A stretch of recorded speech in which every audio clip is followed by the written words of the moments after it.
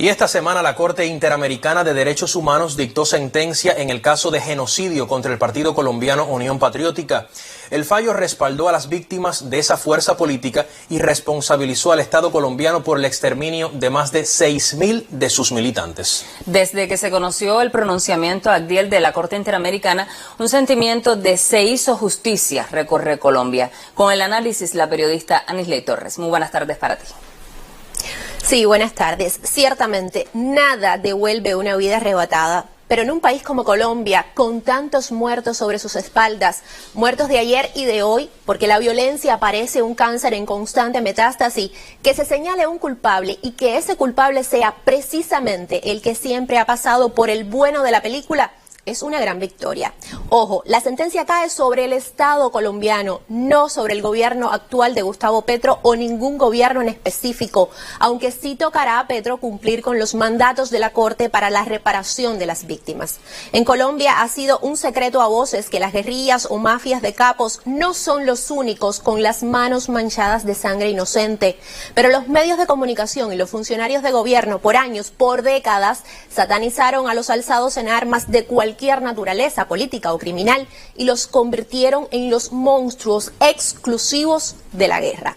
Por eso que un organismo internacional y particularmente uno que es el brazo jurídico de la OEA, que usted sabe no se caracteriza por ser muy amigable que digamos y menos imparcial si de gobiernos o fuerzas políticas de izquierda se trata, pues que reconozca que un partido de izquierda fue aniquilado por un Estado convertido en asesino de masas, lo único que evidencia es lo horroroso y terrible de esta tragedia, imposible de seguir ocultando o maquillando.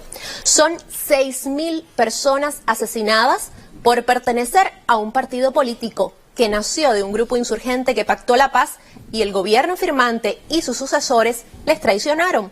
Entonces, como ahora se trataba de las FARC, entonces el Estado no solo no garantizó la seguridad de los desmovilizados, sino que participó directamente en la masacre, en lo que la Corte ha descrito como una alianza entre paramilitares, políticos, soldados y grupos empresariales.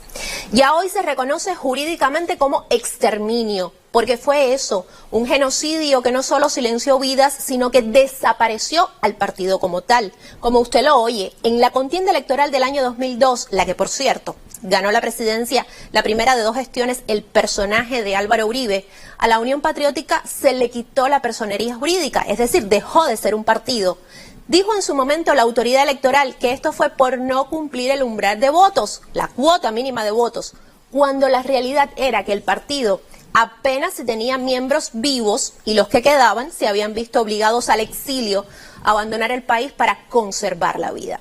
Estos antecedentes son los que convierten en tan trascendente la victoria de Petro hoy como el primer gobernante de un bloque de fuerzas a la izquierda del conservadurismo y la ultraderecha colombiana. Porque a los que como Petro quisieron torcer el rumbo de Colombia y tuvieron posibilidad de lograrlo jugando limpiamente en urnas, los asesinaron sin medias tintas. Dos de esos candidatos presidenciales pertenecían a la UP, pero también mataron a congresistas, concejales y a cuanto se le ocurrió tener un cargo público, por muy local que fuese.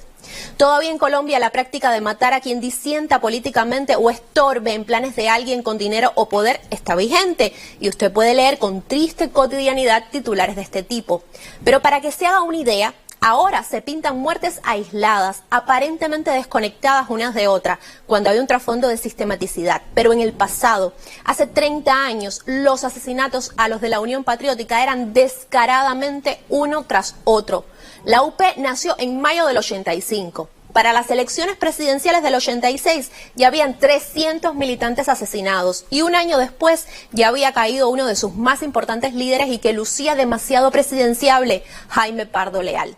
Iniciando el 89, asesinaron al secretario nacional del partido y 4 días después de ese crimen acribillaron a balazos con 28 impactos de bala, para ser más precisos, a quien lo sustituyó y ocupó la dirigencia nacional. Y eso sucedió en pleno aeropuerto de Bogotá. Apenas algunos de estos duros sucesos que ilustran lo que ha sido el conflicto colombiano y que explican por qué ha persistido la guerra tantos años.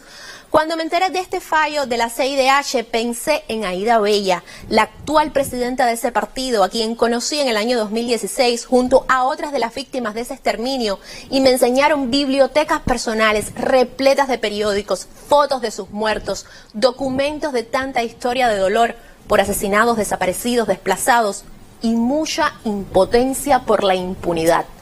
Hoy se hace justicia reconociendo al ajusticiador principal, el Estado, y vendrán pronto la disculpa pública, las indemnizaciones materiales y demás actos simbólicos como se ha sentenciado. Hoy las víctimas lloran, pero con cierto alivio, porque por más de 3 décadas, como ha dicho la actual ministra de Cultura y una de esas mujeres sobrevivientes de la tragedia, tenían la razón. Así me despido. Buenas tardes.